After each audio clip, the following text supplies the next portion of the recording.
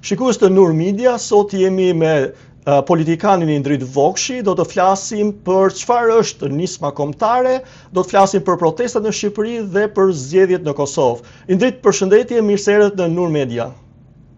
Përshëndetje, mirë se u gjej. Atëherë, çfarë është nisma kombëtare? Nisma kombëtare është një formacion politik, social dhe kulturor, i cili përveç se të kandidojë në zgjedhjet vendore më të afërtat, kryesisht për këshillat bashkiake për të krijuar edhe bazamentin elektoral, është në të njëjtën kohë edhe një lëvizje sociale e emancipimit politik dhe të krijimit të një identiteti të ri politik për shqiptarët në Shqipëri, por dhe për shqiptarët të cilët nuk jetojnë në Shqipëri, por janë të lidhur me Shqipërinë si vendi i tyre dhe atë i tyre për nga vind. Atëherë, është e nevojshme një lëvizje e tillë qytetare në këto momente në Shqipëri? Është shumë e nevojshme, jo e nevojshme, por shumë e nevojshme, sepse parti tradicionale politike vërtet quhen parti politike, por këto sot janë korporata biznesi, edhe luftën politike të cilën e zhvillojnë më shumë për një luftë ose një përballje në kupolën e lartë të pushtetit ekonomik dhe politik në Shqipëri.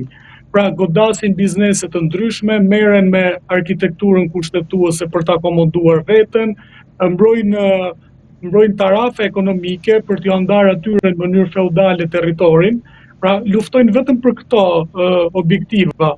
Nuk ka askush objektiva të luftoj për shtet ose të luftoj për rritjen e statusit ekonomik, arsimor dhe social të shqiptarit si shqiptar. Dhe ndryshimi i nismës kombëtare me këto formacionet politike ekzistuese, të cilat, siç thash, nuk janë formacione politike, por janë korporata biznesi, është se nisma kombëtare kërkon të ketë në qendër shqiptarin, pra një kombëtarizëm i rinovuar dhe i përshtatur në modernitet brenda globalizmit në kohën e re, duke u përgjigjur zhvillimeve të reja teknologjike, politike dhe shoqërore. Atëherë, cila është platforma ideologjike e nismës kombëtare?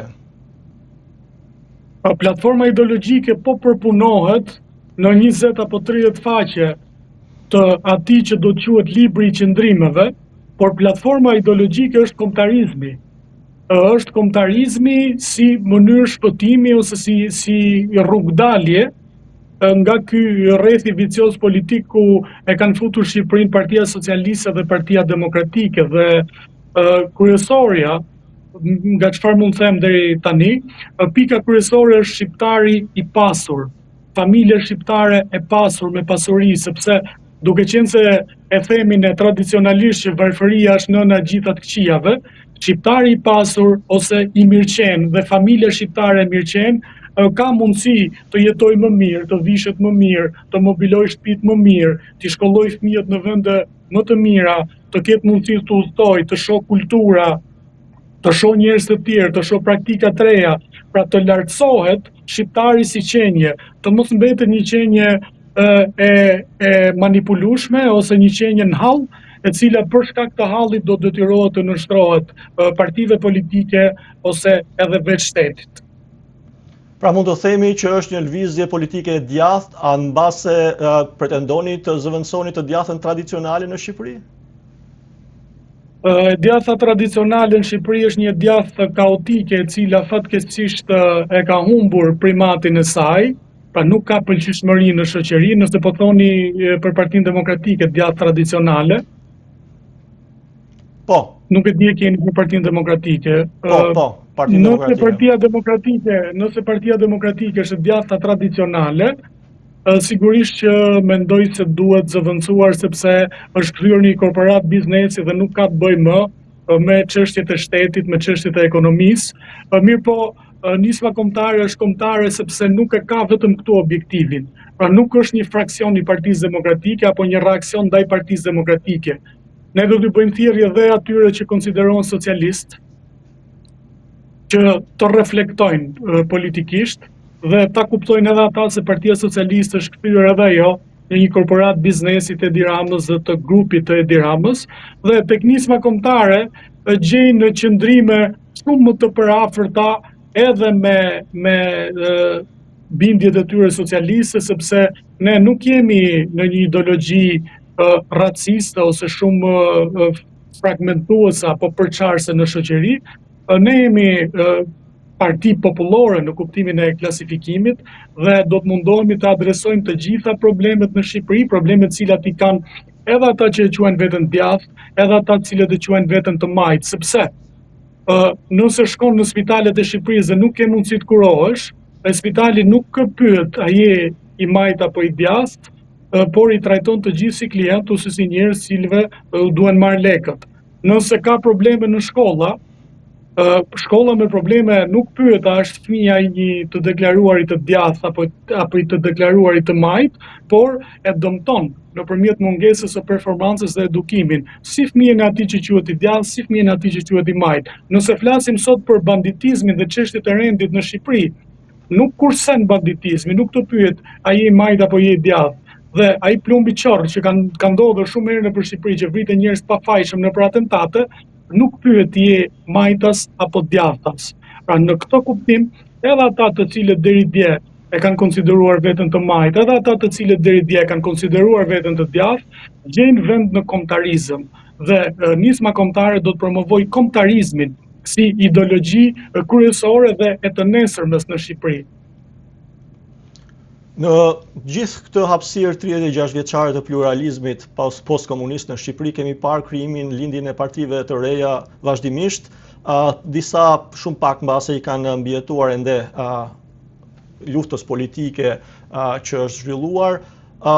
Përse nisma kombëtare duhet të jetë ndryshe dhe si planifikon që të çajë në këtë si të themi, klim jo shumë favorizuese për partitë e reja në Shqipëri?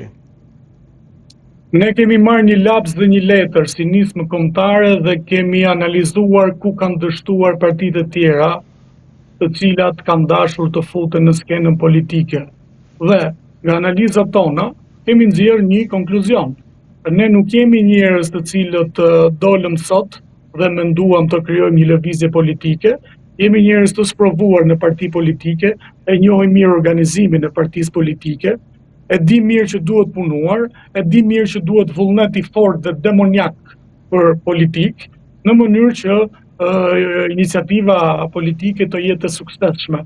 Përgjithsisht partitë që kanë dështuar, ka qenë partitë e njerëzve të cilët janë prishur pazaret në një moment të caktuar një parti politike, kanë dalë me partin vete si inat apo si objektiv për t'i prishur punë ish partisë së tyre, dhe sigurisht kanë dështuar sepse kanë qenë të pozicionuar keq. Ne nuk vim nga luksi i kupolave politike. Ne kemi qenë aktivistë të cilët kemi ecur në rrugtimin ton edhe me bryla, e njohim mirë, nuk po them me bryla, po them me bryla në tokë, në atë stërvitjen e marinësit amerikan. E njohim mirë Shqipërinë, çështjet e Shqipërisë, mentalitetin e shqiptarit dhe e dim se çfarë duhet. Dhe për këtë arsye, unë nuk mund të sillem si delirant të them që në momentin e parë do të shpërthej nisma kombëtare, por di të them që do të jetë një projekt i suksesshëm politik dhe një projekt surprizues politik. Edhe për një arsye tjetër, ne dëgjojmë dhe konsultohemi. Çelësi i suksesit në politik është këshillimi dhe konsulta me njerëz të mençur dhe është takimi dhe lëvizja në gjithë Shqipërinë për t'i njohur njerëzit personalisht dhe për të diskutuar me ta, për të qenë më i afërt me ta, që ata të shohin jo politikanë cilët shkojnë aty me një makinë zezë, pinë nga një pije, që rasin të tjerë nga një pije dhe nuk duken më 2 vjet. Ne do të mbajmë kontakte shumë të afërta me njerëzit, që njerëzit të gjejnë tek nisma kombëtare një shkallare sociale dhe një platformë politike siç nuk e kanë gjetur askund deri sot. Janë qindra dhe mijëra njerëz talentuar në Shqipëri për politikë, por nuk i ka thirrur askush, nuk i ka afruar askush, sepse në partitë demokratike dhe socialiste, të cilat tashmë janë korporata biznesi dhe jo parti, ose duhet të jesh servili dikujt, ose duhet paguash para, ose duhet të jesh një njeri që do e fusësh veten aty sa për numër, për të pritur nëse ndonjëherë vjen radha, sepse ka rrezik që edhe nuk bjen radha, se në servilizëm radha është shumë e gjatë. Ne nuk duam këtë, ne duam që të krijojmë një hapësirë politike dhe një forum politik dhe një shkallare sociale, ku secili shqiptar që mendon se ka talent për politikë dhe ka vullnet për t'u angazhuar në çështje të shtetit, të politikës dhe të ekonomisë, do ta ketë hapësirën e vetë dhe do të jetë bashkëaksioner. Pra ne nuk duam të krijojmë një klan, duam të krijojmë një forum politik ku njerëz të ndryshëm do të jenë bashkëaksioner. Po pikërisht këtu, kush po i bashkohet kësaj nisme? Unë nuk dua të humbë surprizën, ne kemi bashkuar njerëz, kemi diskutuar privatisht, por shpalljen zyrtare dhe ceremoniale të ekipit të nismës kombëtare do ta kemi pas pak kohësh apo ne të konsolidohemi në heshtje me forumet dhe me 10 kombëtare të nevojshme, sepse nuk do të jetë parti e një personi apo e 2 personave, do të jetë parti të paktën e 10 vetëve. Pra duhet 10 kombëtare për ta bërë serioze, për të mos thënë që kjo qenë ka partia e aventurës apo e ambicies së një personi. Pra është një parti e konsensusit me personalitete të ndryshme. A ka figura publike ose politike që po ju bashkohen ose ju janë bashkuar? Ka vetëm figura politike. Ne do ta kishim zgjidhur shumë thjesht me njerëz apolitik, me të rinj të cilët vetëm rrinë dhe thonë po, por nuk kemi zgjedhur këtë rrugë, kemi zgjedhur rrugën e konsensusit me ata të cilët janë self-made, apo njerëz të vetë bërë në shoqëri, të cilët stohen për të qenë pjesë e një iniciative dhe për të qenë bashkëaksioner në këtë nismë kombëtare. Pra mund të themi që ka figura politike nga PD dhe PS që mbase do ju bashkohen së shpejti? Nuk ka figura politike të njohura nga PD dhe PS. Siç u thash, kjo është një shkallare sociale. Pra nisma kombëtare është forumi atyre të cilëve nuk ju është dhënë asnjëherë mundësia për t'u përfaqësuar dhe për të shkëlqyer në politikë, sepse ose është dashur të jenë në servil të dikujt, ose është dashur të paguajnë parat për të blerë karrierën politike. Pra do jetë forumi atyre që s'janë përfaqësuar, pra që janë të mirë, të talentuar, por nuk janë përfaqësuar ndonjëherë sepse nuk kanë përmbushur kriteret e servilizmit dhe të blerjes së karrierës me lek. Po nga diaspora? Edhe nga diaspora po, dhe do të mundohemi të forcohemi edhe më tej në diasporë. Shfrytëzoj rastin dhe shfrytëzoj hapësirën tuaj që të bëjmë thirrje shqiptarëve në Amerikë të interesohen dhe të bisedojmë. Nuk është ideja që jani dhe antarësohuni për të na shtuar ne numrat, por na kontaktoni që të bisedojmë, sepse ndoshta mund të ketë mendime të përbashkëta dhe mund të gjejmë një gjuhë të përbashkët dhe pse jo të angazhohemi bashkërisht, pra të jemi bashkëaksioner. Ku e shihni nismën kombëtare pas 5 vitesh? Është vështirë të bëjmë parashikime, por ne e shohim si një projekt të suksesshëm politik. Për të bërë parashikime, unë nuk kam dëshirë ose dua t'i ruhem mbetjes peng të parashikimet, por e shikoj si një lëvizje politike me shtrirje në gjithë territorin e Shqipërisë, por edhe në diasporë. E shikoj si një projekt serioz, edhe një projekt i cili do ta ketë rrugtimin e gjatë edhe kur ne të vendosim t'japim dorëheqjen nga pozicionet, sepse një parti dallohet a është parti kryetari apo nuk është parti kryetari, nëse arrin të mbijetojë në momentin kur kryetari largohet. Duam të krijojmë një lëvizje politike të qëndrueshme, e cila ka kapacitetin për t'i përballuar tranzicionet dhe ndërrimin e ekipeve drejtuese. Përse qytetarët shqiptar duhet ju besojnë ju si lëvizje re politike dhe një alternative tjetër? Duhet na besojnë sepse ne do t'ua dëshmojmë. Nuk po themi që t'na besojnë qysh tani. Sepse të thuar që na besoni paraprakisht falas, pa treguar ne provat sepse duhet të na besojnë, është mendje lehtësi dhe naivitet.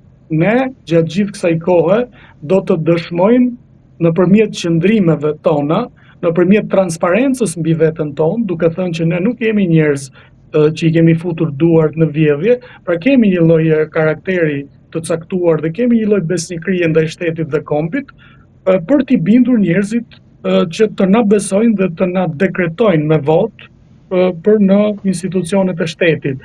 Njerëzit deri tani kanë arsye për të mos besuar sepse janë zhgënjur dhe gënjur nga iniciativa të mëparshme, por ne e dim këtë. E dim që është detyra jonë t'i bindim njerëzit nëpërmjet të qëndrimeve dhe nëpërmjet të qenies të qartë dhe transparent në lidhje me çfarë duam të bëjmë. Mendoj se çështja është karakteriale. Në momentin kur njerëzit kuptojnë se e ke seriozisht, e ke me besnikëri, ke dhe zyrësinë për t'u qasur në politikë dhe në institucione, njerëzit besojnë. Njerëzit nuk janë krijesa të lehta, mirë po, nuk janë as krijesa të vështira nëse arrin të vendosësh komunikimin me ta. Qëllimi i një lëvizje politike aq më tepër aq rrënjësore në ndryshime që kërkoni siç ajo që ju përfaqësoni është ardha në pushtet. A ka vija të kuqe që partia juaj nuk do t'i kalonte për të ardhur në pushtet? E para vije kuqe është nisma kombëtare nuk do t'jetë kukull e skujt. Pra nuk do t'jetë një parti e cila tërhiqet zvarr dhe përdoret si zhele për interesa të vogla dhe meskinitete dhe në luftë korridoresh të pushtetit në Shqipëri. Kjo është vija parë e kuqe, është vija karakterit. Është vija karakterit dhe guximit që të mos përdoremi një për gjoba dhe për të goditur njerëz për llogari të tjetër kujt. Vija e dytë shumë e rëndësishme është mosbashkimi dhe mospranimi kurrë për të bërë zëdhënës të krimit organizuar, sepse mendojmë që është problem shumë i madh në zhbalancimin e interesave në Shqipëri, nëpërmjet parave të krimit duan t'ua bëjnë të vështirë 80% të njerëzve të cilët duan të kenë kompani dhe të kenë një biznes me rregulla.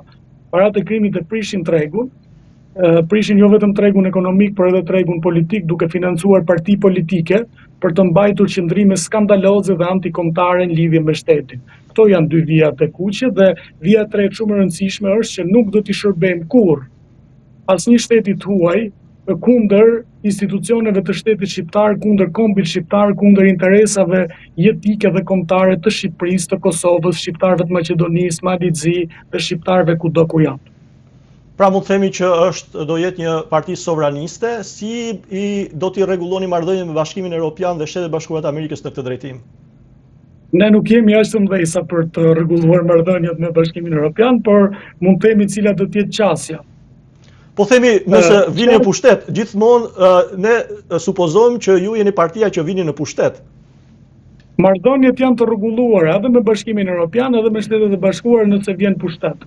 Sepse ne nuk po themi të krijojmë një parti fashiste në Shqipëri. Edhe sovraniste është shumë ta quash, është parti kombëtariste, e cila, siç e thash, ka fokusin shqiptarin me pasuri dhe me rehati, rend dhe siguri dhe dinjitet kombëtar për shqiptarët, si nëpërmjet arsimit, si nëpërmjet shëndetësisë, si nëpërmjet rritjes dhe promovimit të kulturës kombëtare. Dhe nuk besoj që kjo është pengesë as për Bashkimin Evropian dhe as për Shtetet e Bashkuara të Amerikës. Pra, e shihni të ardhmen e Shqipërisë pjesë e Bashkimit Evropian me vlera që ka, qoftë influencën europiane që ka pasur ndërsheku, qoftë asado influencë orientale apo të besimeve fetare? Besimet fetare nuk janë problem. Shqipëria është themeluar mbi konsensusin e feve. Shteti shqiptar prej fillimit është themeluar mbi konsensusin e feve dhe Këshilli i Lartë në fillim ka qenë me Abdit Toptanin, Ibrahim Biçakun, Luigi Bumçin dhe Dr. Mihail Turtullin. Pra ka pasur një katërshet të besimeve fetare në Shqipëri për dhënë mesazhin që shteti shqiptar është shtet i konsensusit, që të gjitha komunitetet fetare në Shqipëri janë një lloj barabarta, janë një lloj shqiptar dhe duhet të trajtohen një lloj për të mos krijuar tensione dhe konflikte. Ne me këtë pakt jemi, edhe do të mundohemi dhe do të investohemi për ta ruajtur këtë pakt. Sa i përket Bashkimit Evropian, po. Shqipëria nuk mund ta shohë veten të izoluar. Shqipëria duhet ta shohë veten pjesë të qytetërimit evropian, sepse është pjesë e qytetërimit evropian, pavarësisht se në krahina të ndryshme është quajtur sikur nuk është qytetërimi evropian, por jemi pjesë e qytetërimit evropian. Them për krahina të ndryshme të Europës lindore, që të mos keq kuptohem. Pra është konsideruar gjithmonë Ballkani dhe Europa lindore disi si më e largët, mirë po janë pjesë e qytetërimit evropian dhe është mirë që Shqipëria të jetë pjesë e komunitetit të shteteve dhe të kombeve europiane. Mendoj se është një avancim i madh politik, ekonomik, kulturor në trajnimin e burimeve njerëzore dhe në gjithçka tjetër. Nuk do kemi asnjë dëm nga standardi institucional i Bashkimit Evropian. Deri më sot kanë treguar se kanë disa standarde institucionale të mira, kanë disa qëndrime kulturore të mira, pra në mënyrën se si trajtohet tjetri dhe i ndryshmi, dhe pse jo, ne nuk mundemi të refuzojmë të bëhemi pjesë e një qytetërimi të lartë. Përndryshe, cila është zgjidhja tjetër, cili është propozimi tjetër, që të rrijë Shqipëria izoluar siç kemi qenë para vitit 90 dhe t'i ndodh një akulturim. Nuk do e donim atë asnjëherë.